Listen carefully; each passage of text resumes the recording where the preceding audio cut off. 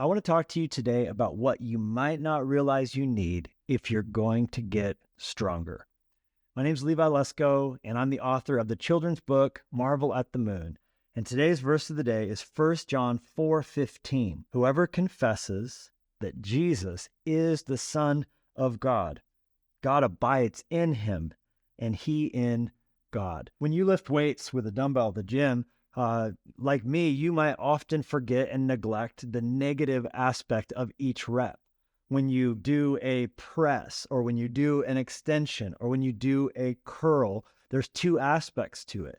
There's the concentric, the part where we're always thinking about bringing that weight up, or the actual explosion up. But we forget that there's also the second half of that rep is where it comes back down. The point is there's two aspects to strengthening a muscle. So it is with your soul. And John's telling us that we need confession. But confession is not just what we often think of when it comes to, I confess my sins to God. I tell him the things that I know are sinful in his sight. It's not just telling God about our sinful deeds. It's also our statements of faith. To confess that Jesus is the Son of God. This causes God to abide in us and us in him. Translation, you get a little bit stronger. So are you neglecting the second half of confession?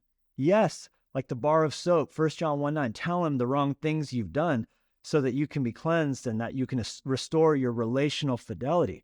But also declare, Jesus, you are the Son of God. This is where the creeds come in, that you suffered under Pontius Pilate, born of Virgin Mary. You descended to the dead. You crucified, died, you buried, you ascended to heaven. You stand at the right hand of the Father. I confess, Jesus, that you are coming again to judge the living and the dead. Don't forget about that negative tension that comes when you don't just bring him your sinful deeds, but you also declare who Jesus is.